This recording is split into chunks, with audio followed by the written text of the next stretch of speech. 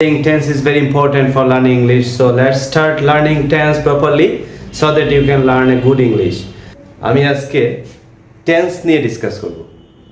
So dear viewers, tense হচ্ছে ইংরেজির সবচেয়ে গুরুত্বপূর্ণ বিষয়। tense এরকমই একটা বেসিক ইংলিশের যেটা ছাড়া কেউ ইংরেজি শুদ্ধভাবে লিখতে বা বলতে কখনোই পারবে না বা সম্ভব না।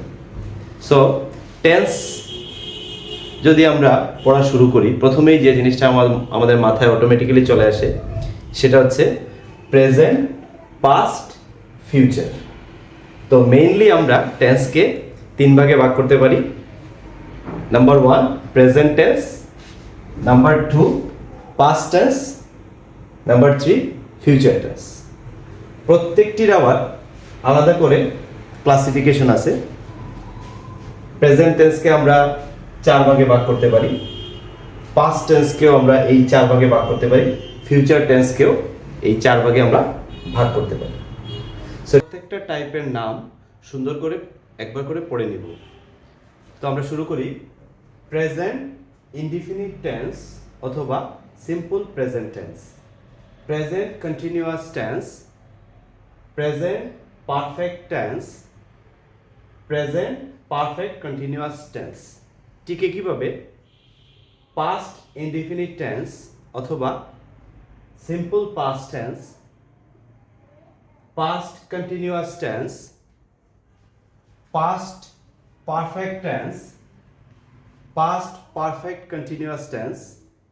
একইভাবে future indefinite tense or simple future tense, future continuous tense, future perfect tense এবং finally future perfect continuous tense. So dear viewers, আমরা 12টা টাইপের টেন্স ঠিকঠাকভাবে সুন্দর করে পড়ে নিলাম। এখন আমরা যে জিনিসটাতে যাব সেটা হচ্ছে প্রত্যেকটা টাইপসের এক্সাম্পল এবং স্ট্রাকচার। সো ডিয়ার ভিউয়ার্স, আমরা যখনই স্ট্রাকচারের কথা বলি তখনই একটু চিন্তা করি যে স্ট্রাকচার মনে রাখতে হবে, এটা অনেক ঝামেলার বিষয়। তো আমি এই ব্যাপারে আপনাদেরকে একটু হেল্প করব খুব সহজভাবে, যাতে আপনারা স্ট্রাকচারটা মনে রাখতে পারবেন। সেজন্য আমি এক্সাম্পল দিই, আমি একটু ডিফারেন্টভাবে শুরু করব। আমি এক্সাম্পল দিয়ে আপনাদের সাথে স্ট্রাকচারটা ডিসকাস করব। সো আমরা শুরু করি প্রথমে প্রেজেন্ট টেন্স দিয়ে। ডিয়ার ভিউয়ার্স, আমি এটা একটু ইরেজ করে নিচ্ছি। আমি প্রথমেই লিখে নিচ্ছি প্রেজেন্ট টেন্স।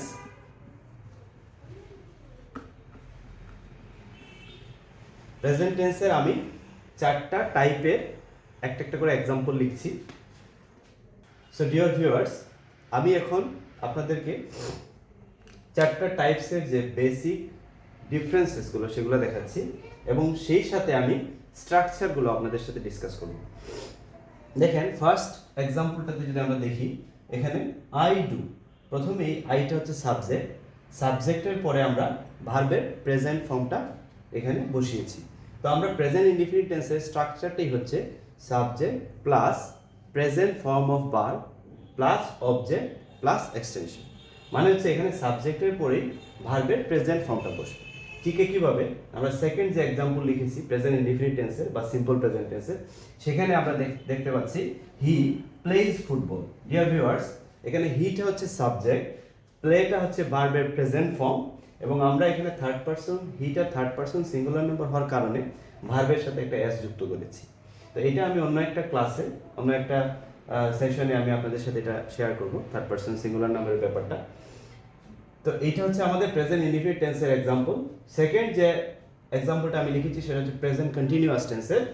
তো সেটাতে আমরা লিখেছি I am doing. So dear viewers, I পরে একটা এম তারপরে ডুইং। তো আমরা এখানে যখনই প্রেজেন্ট কন্টিনিউয়াস টেন্স বা কোনো কন্টিনিউয়াস টেন্সের স্ট্রাকচার লিখবো বা এক্সাম্পল লিখবো, তখন আপনারা একটা বিষয় খেয়াল রাখবেন যে ভার্বের সাথে আইএনজি যুক্ত হবে।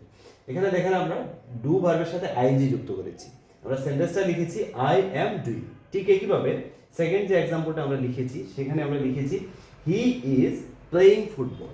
একটু লক্ষ্য করেন, আমি আগেই বলেছি যে কন্টিনিউয়াস থাকলেই ভার্বের সাথে আইএনজি যুক্ত হবে, তো এবং তার সামনে এম ইজ আর, এই তিনটা থেকে যে কোনো একটা অক্সিলারি ভার্ব থাকবে। তো দেখেন এখানে হি, তারপরে ইজ এবং প্লেয়িং ফুটবল।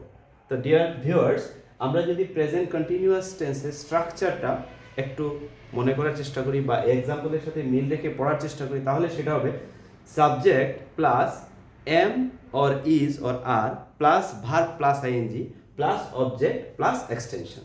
সো থার্ড যে এক্সাম্পলটা আমি লিখেছি ডিয়ার ভিউয়ার্স, সেটা হচ্ছে present perfect tense. So present perfect টেন্সে ডিয়ার ভিউয়ার্স হ্যাভ বা হ্যাজ কথাটা থাকবে। হ্যাভ বা হ্যাজ এবং হ্যাভ বা হ্যাজের পরে ভার্বের পাস্ট পার্টিসিপল ফর্ম। তো আমরা একটা এক্সাম্পল লক্ষ্য করি, আই হ্যাভ ডান। দেখেন এখানে আমরা হ্যাভ শব্দটা ইউজ করেছি। আমি আগেই বলেছি প্রেজেন্ট পারফেক্ট টেন্স মানে হ্যাভ বা হ্যাজ আসবে। সেকেন্ড এক্সাম্পল যদি আমরা লক্ষ্য করি, হি হ্যাজ প্লেড ফুটবল। এখানে দেখেন সাবজেক্ট হচ্ছে হি, হির পরে আমি হ্যাজ নিয়ে এসেছি, তারপরে ভার্বের পাস্ট পার্টিসিপল ফর্ম। আমরা জানি প্লে, প্লেড, প্লেড। প্লে হচ্ছে প্রেজেন্ট ফর্ম, প্লেড হচ্ছে পাস্ট, আবার প্লেড হচ্ছে past participle. So dear viewers, একইভাবে আমরা ফোর্থ যে এক্সাম্পলটা প্রেজেন্ট পারফেক্ট কন্টিনিউয়াস টেন্সের এক্সাম্পলটা নিয়েছি, সেখানে আমরা একটু লক্ষ্য করি। সেখানে থাকবে হ্যাভ বিন অর হ্যাজ বিন, তারপরে ভার্বের সাথে আইএনজি। যেহেতু আমরা কন্টিনিউয়াস, আমরা আগেই বলেছি যে কন্টিনিউয়াস মানে হচ্ছে ভার্বের সাথে আইএনজি থাকবে, verb will take ING after that. So dear viewers, এখানে দেখেন আমরা আই হ্যাভ বিন ডুইং। ঠিক একইভাবে সেকেন্ড এক্সাম্পল যদি আমরা লক্ষ্য করি, he has been playing football. তো স্ট্রাকচারটা যদি আমরা এক্সাম্পলের মতো মিলিয়ে মনে করার চেষ্টা করি, subject plus have been or has been plus verb plus ING. So dear viewers, আমরা যদি এইভাবে এই পদ্ধতিতে এক্সাম্পল মনে রেখে তারপর স্ট্রাকচারটা মনে রাখার চেষ্টা করি, তাহলে আমাদের জন্য এই টেন্সটা অনেক ইজি হয়ে যাবে। So dear viewers, again I am saying tense is very important for learning English. So let's start learning tense properly, then you can learn a good English. So that's all today. I have discussed today present tense, and in my next class I am going to discuss past and future. So till then, thank you very much.